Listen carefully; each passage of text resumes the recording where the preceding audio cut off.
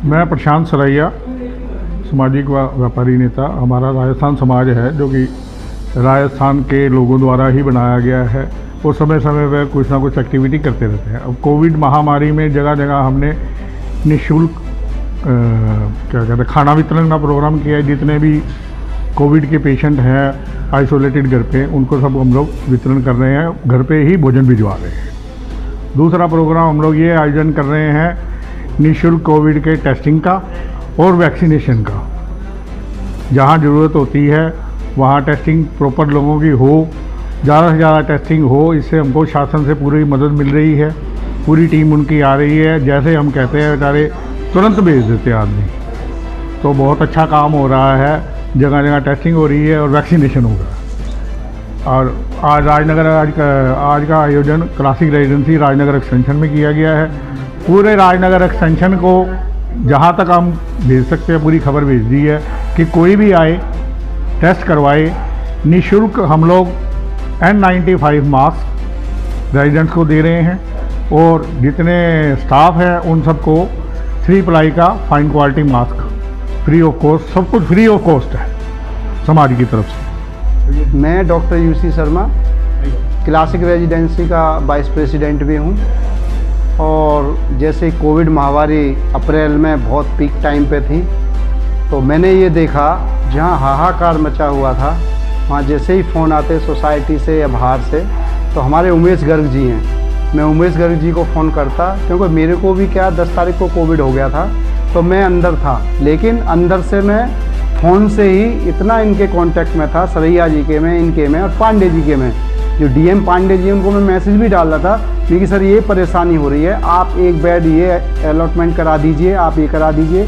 उनको कोविड हो गया था तो उस चक्कर में वो भी डिस्टर्ब हो गए थे। लेकिन हमारे उमेश गर्ग जी ने इतनी हेल्प करी कि यहाँ पे जो पेशेंट हमारे हुए सोसाइटी में, उनको जहाँ बिस्तर मिलने की कोई उम्मीद नहीं थी, इन्होंने कभी रामा में दिलवाया।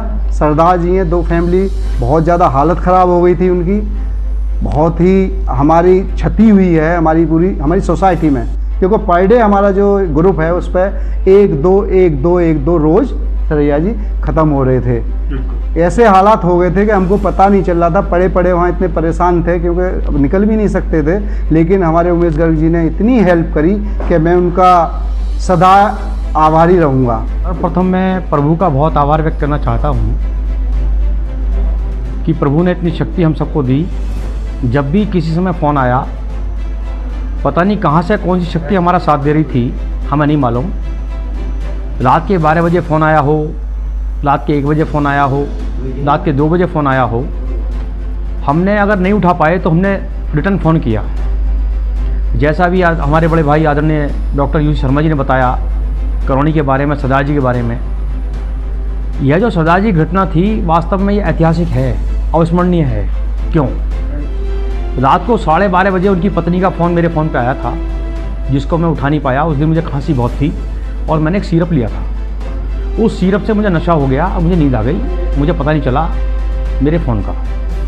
मैं लगभग 1:45 बजे उठा टॉयलेट के लिए, तो मुझे पता चला कि कोई फ़ोन आया हुआ है। मैंने उस फ़ोन पर रिटर्न कॉल करी।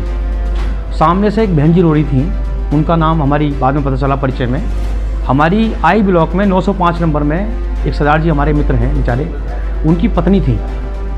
जैसे ही मैंने उनको फ़ोन किया तो वो एकदम और ज़्यादा तेज रोने लगी, भाई साहब इनको बचा लीजिए। मैंने कहा आप कहाँ से बोल रही हैं, कौन बोल रही हैं? तो उन्होंने मुझे जानकारी दी कि मैं आपके I ब्लॉक से ही बोल रही हूँ और ऐसे से हमारे पति देव, उनकी बहुत हालत ख़राब है। मैंने उनको तुरंत कहा कि मैंने कहा भाई आप जो है अपने बेटे के साथ, अपना जो बेटा है आपका है उसको आप नीचे भेजो और मैं नीचे आ रहा हूँ। बोली समय? मैंने कहा हाँ जी अभी आ रहा हूँ मैं। और मैं तुरंत नीचे आया और नीचे जब तक मैं आया तो मुझे गार्ड से पता लगा, C ब्लॉक की जो जिस ब्लॉक में रहते हैं J ब्लॉक में, वहाँ से पता लगा कि वो उनके यहाँ ऑक्सीजन सिलेंडर आ गया है। तो मेरे मन को थोड़ी शांति हुई कि मैंने कहा भाई चलो ऑक्सीजन सिलेंडर आ गया है तो वो थोड़ा सा रिलीफ मिल जाएगा।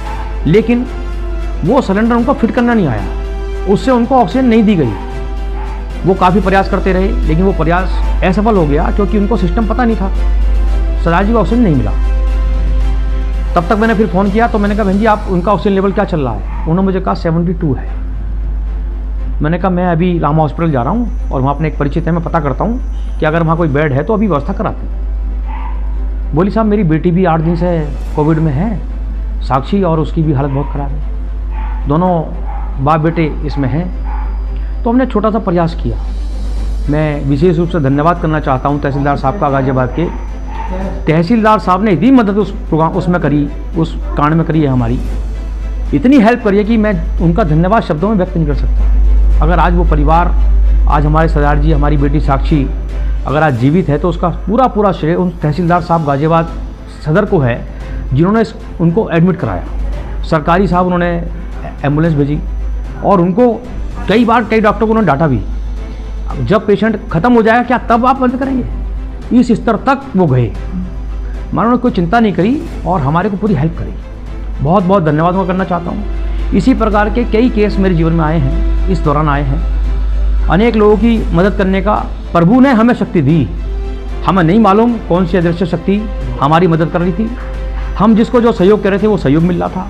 अनेक लोगों को राशन की किट हमने पहुँचाई है, अनेक लोगों को हमने ऑक्सीजन सिलेंडर दिलाए हैं, अनेक लोगों की हमने जो हम हेल्प कर सकते थे वो करने का काम किया है। लेकिन हमें ये नहीं मालूम कि इसके पीछे हमें ताकत कहाँ से आई और कौन सी शक्ति ने हमें काम किया, लेकिन श्रेय हमें मिला है, हमारे नाम को मिला है।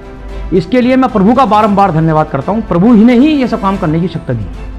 आज का जो हमारे सरैया जी ने आयोजन किया है, मैं उनको बहुत साधुवाद धन्यवाद देना चाहता हूँ। सरैया जी बहुत समाज सेवी आदमी हैं, हमारे यूज शर्मा जी हैं, हमारे करौनी के जो लोग हैं उनमें कुछ नाम ऐसे हैं जो अविस्मरणीय हैं। एक नाम है आरपी शर्मा जी का, वो बेचारे मिलिट्री से रिटायर हैं। वो मेरे साथ कोविड के सेंटर में गए, उन्होंने सारा वहाँ का वातावरण देखा, डीएम से बात की, कमिश्नर से बात की और बड़े अधिकारियों से बात की। वो बहुत सामाजिक कार्यकर्ता हैं, मैं उनका भी उल्लेख करना चाहता हूँ, उनका भी बहुत आभार व्यक्त करना चाहता हूँ, धन्यवाद देना चाहता हूँ। और मैं उन तमाम डॉक्टरों का, उन सारी सिस्टर बहनों का, उन सारे ड्राइवर का, उन सभी जो हमारे कोविड के इस कार्य काम में लगे, और विशेष रूप से उन बंधुओं का जो इस कोविड की जो वैन है, जो इनकी एम्बुलेंस हैं, उसके ड्राइवर और जो उसके कंडक्टर हैं और जो उसकी टीम है, वो विशेष रूप से बधाई के पात्र हैं। अपनी जान को खतरे में डालकर वो लोग कोविड के पेशेंटों को अस्पताल तक पहुंचा कर आए।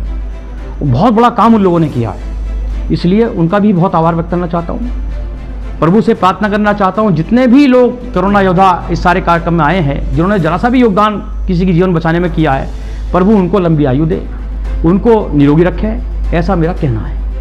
मैं ज़्यादा न कहते हुए हमारी पूरी टीम, हमारे और भी जो साथी मित्र हैं, उन सबका बहुत आभार व्यक्त करते हुए, सबका धन्यवाद करते हुए अपेक्षा करूंगा जिस प्रकार सहयोग उन्होंने दिया है आगे भी वो अपना सहयोग देते रहें, ताकि हम लोगों के जीवन में बचाने में और अपनी सेवाएं देते रहें। इतना ही मुझे आज के इस अवसर पर कहना है। आप लोगों का बहुत बहुत धन्यवाद। आप मेरे एक टेलीफोन मात्रा पर यहाँ पर आए।